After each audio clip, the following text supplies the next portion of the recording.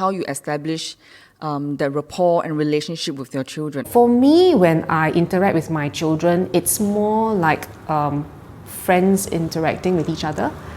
We talk about different things, different ideas, #unfiltered. Even though this may sound impossible, but we have a very open conversation about things.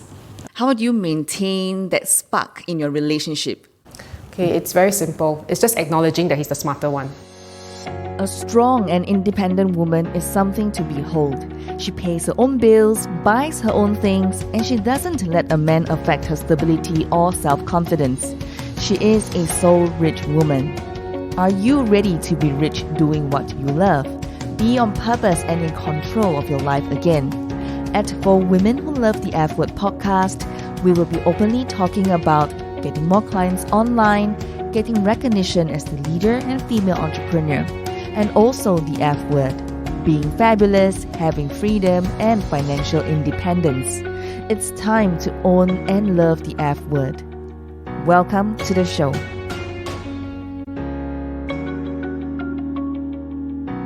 Hello and welcome to today's episode.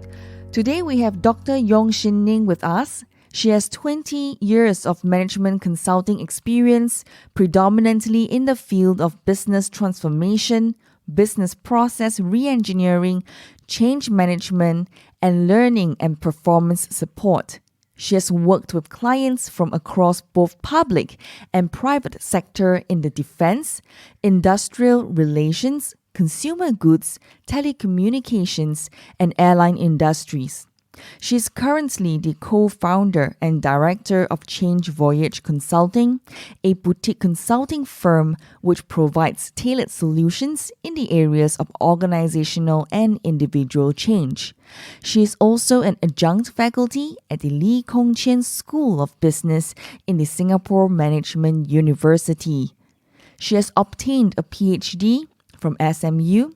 Her dissertation topic centers around how part-time employees manage non-work time to reduce the tendency to work overtime. Dr. Yong, otherwise known dearly to us as Ning, okay, you will hear me addressing her as Ning because she's my coaching client to help her how to go from offline to online. I love her so much, great knowledge, and she has so much to share. So I hope you enjoy this episode. My name is Janisha Alora, and today on the show, we have a really special guest with us. She is this super special person that loves to change people, change organization, and she always say that she's the glue.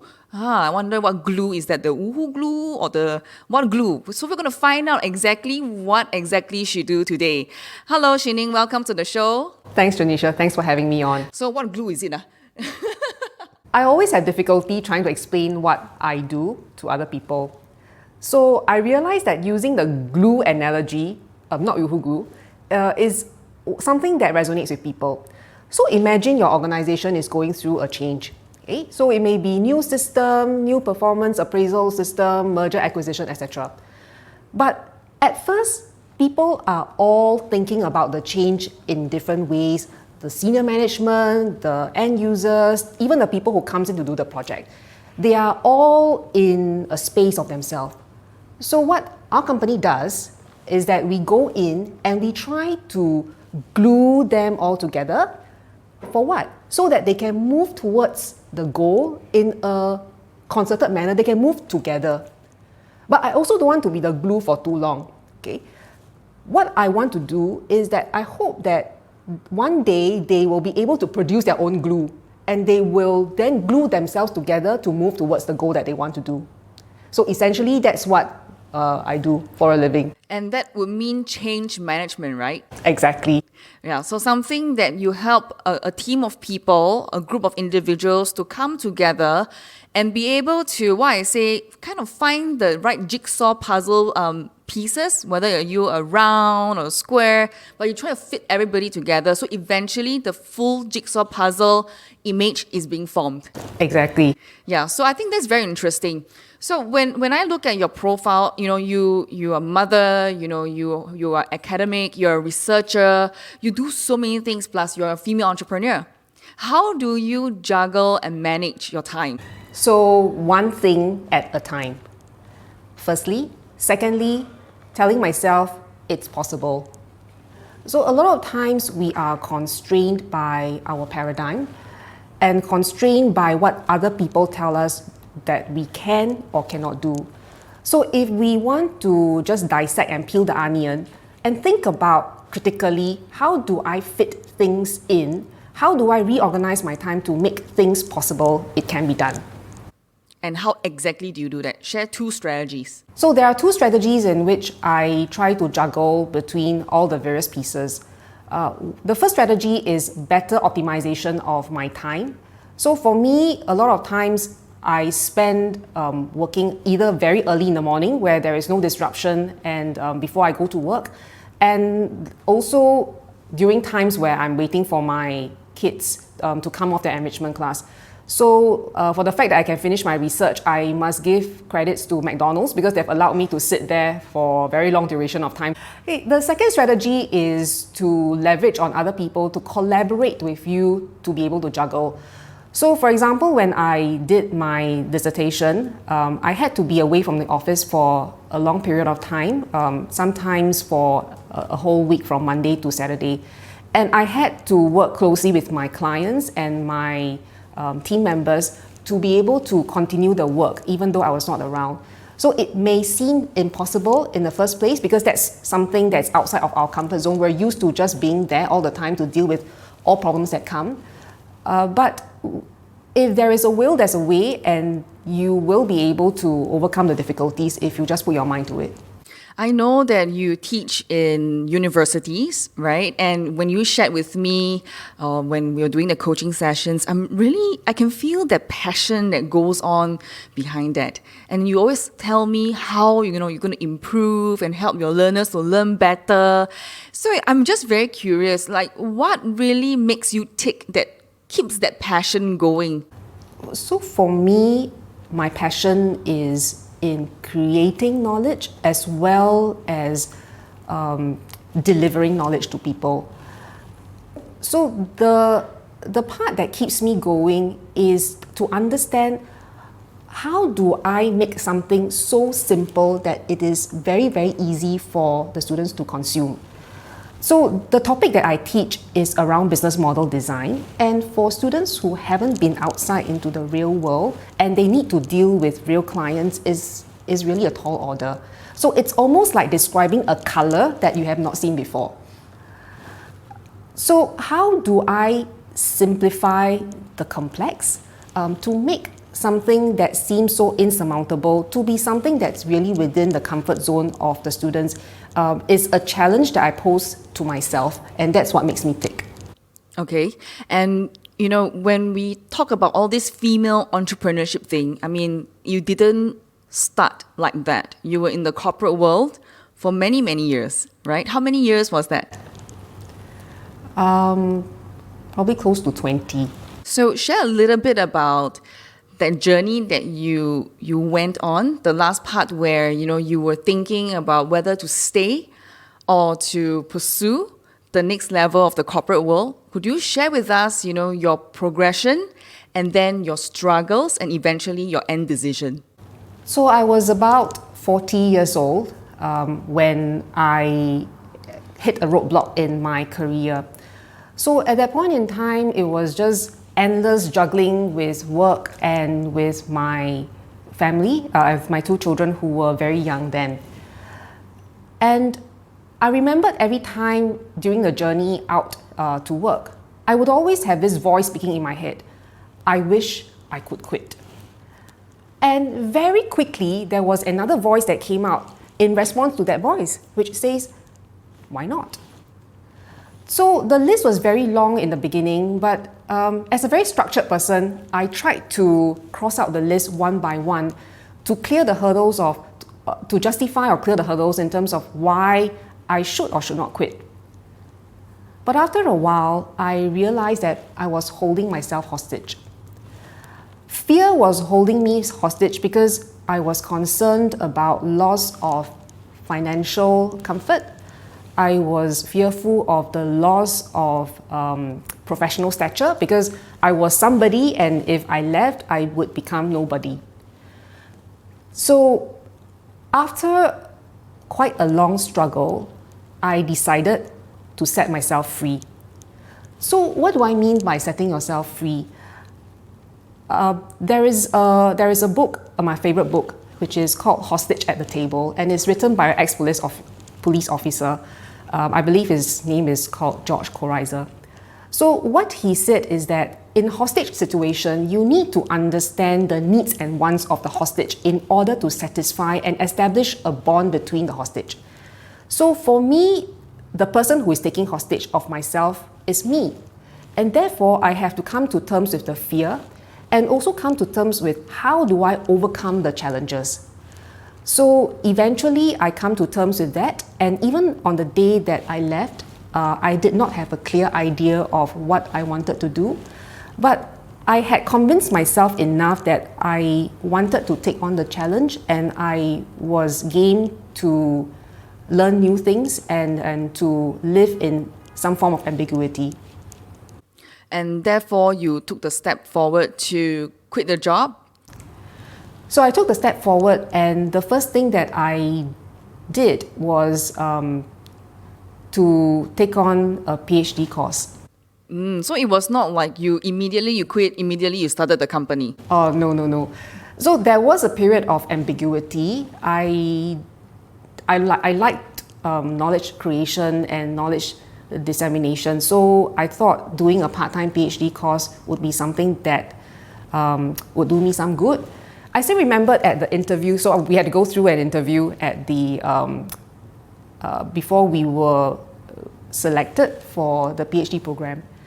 And I remembered the program director, Dr. Z, asked me, so Ning, can you tell me why do you want to be doing the PhD course? And I said, oh, I love to write, I love to create knowledge. Then he said, we're going to write a book, go and read a book. Why PhD course? So at the end of the day, I just said, oh well, I'm vain. I want a doctor in front of my name. Well, that is not too far-fetched from the truth, because at that point in time, I did not have a very clear idea of what I wanted to do with my professional career, and I was just taking things one step at a time. And with that mentality, I'm glad I took that step, because it has led me on to think about how differently I wanted to deliver change management services for my clients. And I was exposed to a network of people that I would have never been able to be exposed to, entrepreneurs, CEOs, founder of companies who gave me very different insights from what I would have gotten if I were to stay as an employee.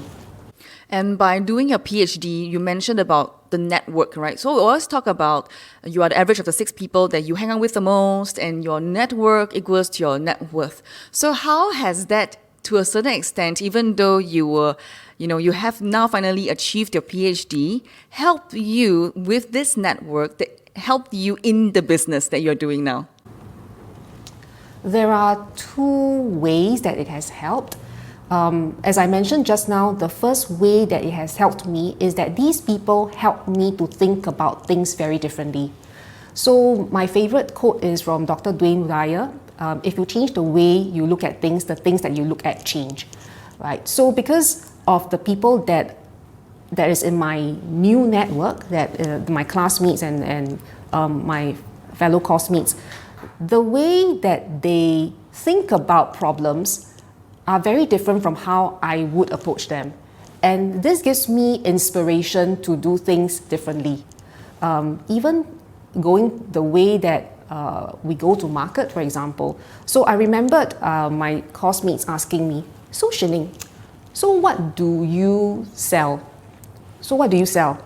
I'm like, yeah, change management services. How else can you describe change management services? But despite my best effort to describe change management services to them for the last 30 minutes, they still came back to ask me, so what exactly do you sell? So that's when I realized that the way that I think about change management services and how people think about it as well as want to consume it is very different. So that's one. The second The second thing that they have helped me in my business is, of course, connecting me to people who can give me the opportunity to serve them. So because their network is very vast and varied, this has also exposed me to a lot more opportunities in terms of my business. So, how would you describe that to someone who is completely new to you and want to know more how you can help them? How do you get your entire team or entire organization to move towards a goal in a concerted and integrated fashion? Everybody thinking the same, everybody aligned to the vision, everybody geared up to reach to the goal. That is the goal and objective of change management. Very good. And I love that you're someone who was never giving up, always keep learning and keep developing your mind. You have so many facets of you. You wear so many different hats. I'm just curious about your relationship with your children and how do you, when you said that, you communicate with them, and how do you do that part? So for me, I take a step back and talk about my own upbringing and how that affects how I impart my values to my children. As I was growing up, my parents, being teachers themselves, are disciplinarians. So there was no concept of being friends with your children. It was very, very alien to them. And a lot of times I feel that I knew the facts, but I was not really independent in terms of how I make my own decisions. So as I grew up into an adult, I thought that because of the dynamic world environment and it's very important for our children to learn how to think for themselves, because I may not be there all the time, my husband may not be there all the time, and even at a very young age, they need to be there to stand up, think for themselves, and have a point of view about things. So for me, when I interact with my children, it's more like friends interacting with each other. We talk about different things, different ideas, #unfiltered. Even though this may sound impossible, but we have a very open conversation about things. So that's how you establish the rapport and relationship with your children. How about your husband? How do you maintain that spark in your relationship? Okay, it's very simple. It's just acknowledging that he's the smarter one. Okay, yes. So I think for me and my husband, we are joined with a common passion for learning. So we always take a lot of joy in exchanging the new things that we learn. Granted, we may not always have the common interest, but we always enjoy sharing with each other what we have learned. And it's almost like pacing each other in a marathon. So it's like relationship and marriage is long term for us. So to have a pacer is very important. And to me, that is one of the key contributing factors of the spark being alive in our relationship. I love that. What do you think is a soul-rich woman? So when I first saw Soul Rich Woman, I thought it was a fantastic name. Because initially when we looked at the label, it looks like it's about richness, it's about getting more money. But after looking at the collaterals, after going through the coaching, and after talking with Janisha, I have a very, very different point of view. There is a soul and there's a rich. The rich is to enable you to have a soul. So what do I mean by that? So in business coaching and business mentoring, it's about accumulation of wealth. It's about thinking about how do you scale and grow and get more cash flow and get more money. At the end of the day, what are we using that for? We are using that to find our soul and to do things that is meaningful to us and can make a difference to other people. So I think that Soul Rich Woman as an enterprise actually enables women to do both, which I think is fantastic. Of the F word, we talk about the 3 F words. Which one is your favorite F word? Definitely freedom. Tell us more. So the reason why I started this company with Stacey, my co-founder, is precisely because of the F word, freedom. So freedom to be able to deliver what we consider the best service and the best value to our clients without the constraints of typically larger setups. And secondly, freedom and flexibility to decide where and how I want to use my time. And that's very important to me at my stage of life now. Any parting or last advice that you will give to our women in the community who is just sitting on the fence, maybe deciding to see the next career progression or to maybe to jump over like what you did, either to go into a Ph.D. or to even start their business? What would you share with them? So let me give you 2 words. Why not? So think about what is stopping you from taking the next step. Be truthful to yourself and answer the questions that comes from within. Ask yourself, why not?